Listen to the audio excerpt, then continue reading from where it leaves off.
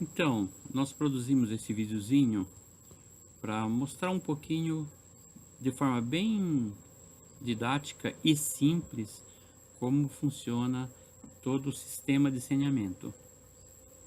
Estamos falando de saneamento apenas a parte de coleta e tratamento de esgotos, tá? Porque tratamento de água, resíduos sólidos também é saneamento. Nós vamos tratar só da parte de coleta e tratamento de esgoto. Então, nesse sentido, a primeira coisa, vamos supor que aqui temos um bairro. Isso aqui, na verdade, é um exemplo de um pedaço de um bairro nosso, né? Mas tudo que eu vou colocar aqui é apenas um exemplo, tá? Não é a situação real.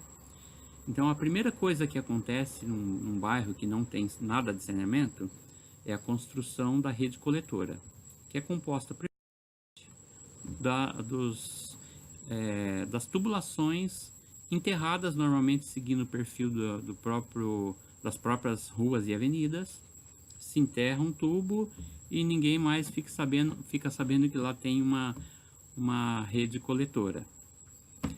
Bom, mas essa rede coletora, o objetivo todo é ir coletando esses esgotos para ser enviada para um local que vai ser tratada, que é a estação de tratamento.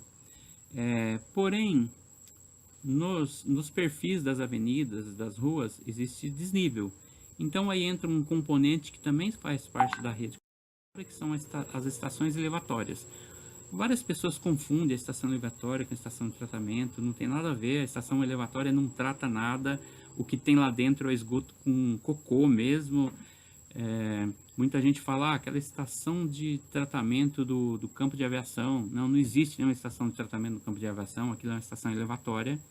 E como aquela, estão projetadas de existirem 53 ou 54 distribuídas no município.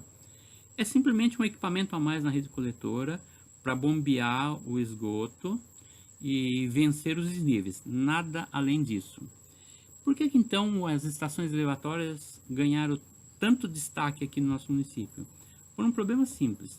A estação elevatória, na verdade, nada mais é do que uma grande bomba d'água que bombeia os esgotos. E aí tem dois problemas comuns que ocorrem. Primeiro, uma coisa que a Sabesp reclama muito, a população joga resíduos, como por exemplo uma fralda, um mods, que acaba entupindo e fazendo queimar a estação elevatória. Então isso é uma coisa que vai ter que existir um processo de educação ambiental, enfim.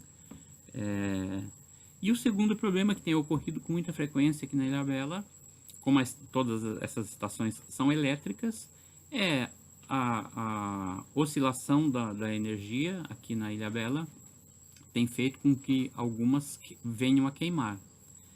E como nem todas a Sabesp tem lá o seu grupo gerador, uma bomba parada, ela enche e extravasa e aquele esgoto vai sair no local que ela estiver. Isso já ocorreu em algumas, aí vocês já viram, e aí é esgoto mesmo, não tem nada de tratamento de efluente, nada. É aquilo que está sendo pego das casas, coletados, e começa ali a transbordar. Bom, isso é uma preocupação que a gente tem que acompanhar, porque todas as estações elevatórias deveriam ter um plano de contingência, que é um gerador, para que isso não ocorra. E também um sistema de poder ficar um tempo sem bombear, por exemplo, 2, 3 horas, até se chegar alguém para trocar, para consertar tal. Então, esse plano de contingência é de extrema importância.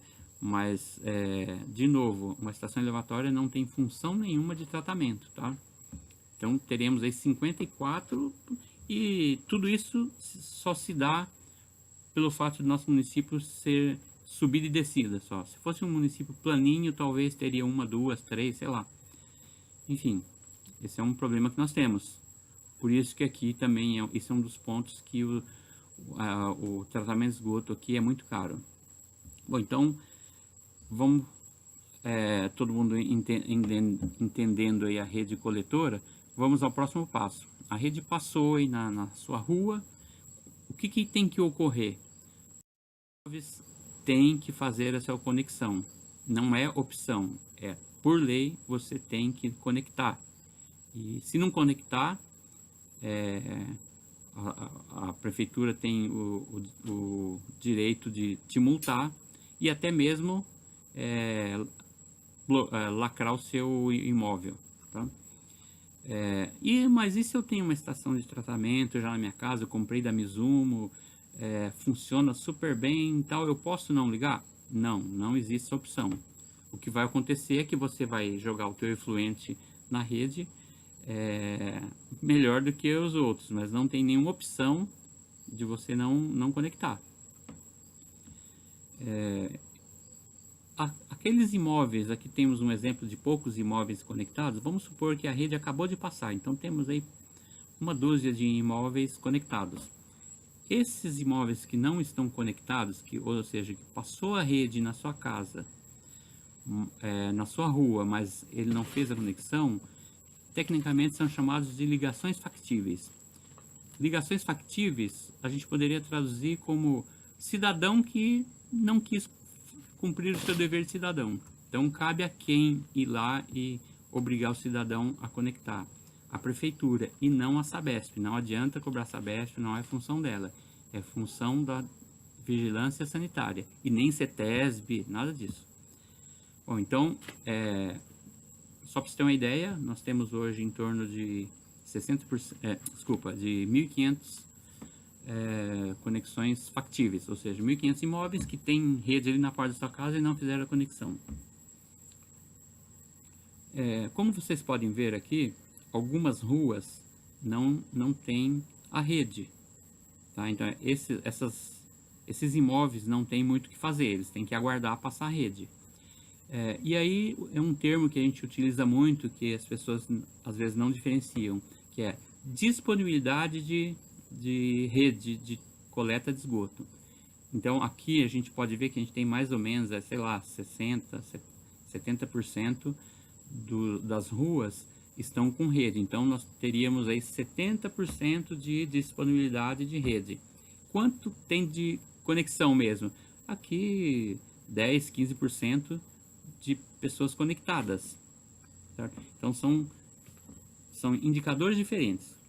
Indicador de disponibilidade de rede, indicador de número de domicílios conectados, tá? Bom, tendo a rede, se coleta, tudo isso é levado a um determinado ponto onde haverá uma de tratamento, tá? Eu coloquei aqui intencionalmente no mesmo local onde está hoje a nossa estação de pré-condicionamento. Aquilo que existe hoje não é uma ET, não é considerado ET. Existem diversos tipos de ET, não interessa aqui muito detalhe, né?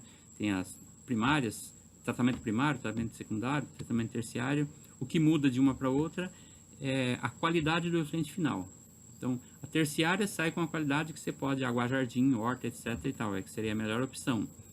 E também depende da qualidade do corpo receptor. Se vai ser jogado num rio de classe 1, que é chamado, que é um rio que é limpinho, tem que ser um efluente limpinho também. Não pode, você não pode alterar a qualidade do leito receptor. Bom, o leito receptor, então, normalmente é um rio ou o mar. Então, o fato, tá? Como ocorre aqui conosco hoje. Lembrando também que nós temos na nossa legislação, no plano diretor, uma proibição legal de se descartar efluentes sem tratamento. Então, no nosso entendimento, a Sabesp, ela descumpre a legislação. Mas vamos em frente. Temos essa estação de tratamento aí. Quantas estações de tratamento ou estações elevatórias existirão em Ilhabela? Bom, isso pode mudar um pouco, né, com a apresentação do plano de saneamento que está sendo desenvolvido pelo Mackenzie, mas algumas coisas já estão bem definidas, né? Inicialmente tem 5 estações de tratamento projetadas. Quantas funcionando hoje? Só esta, que é a do Pinto, que é uma pequenininha, que foi construída lá em parceria Prefeitura, Sabesp e moradores. Os moradores lá da região custearam 1/3 do custo dessa estação de tratamento. E existem outras? Não existe nenhuma outra. O que existe é uma promessa de construção de 4 estações, sendo que a da Feiticeira já tem, o projeto está pronto e licenciado, deve entrar em construção em breve. E a do Itaquanduba também deve estar entrando, ou já entrou, em processo de licenciamento. As outras ainda tem que fazer o projeto, licenciar, enfim. Esse é um processo que leva tempo aí. Então, esse é o panorama que nós vemos aí que vai acontecer em Ilhabela. Isso, e quanto às estações elevatórias? Bom, nós teremos, como eu já mencionei, em torno de 53, 54 no município.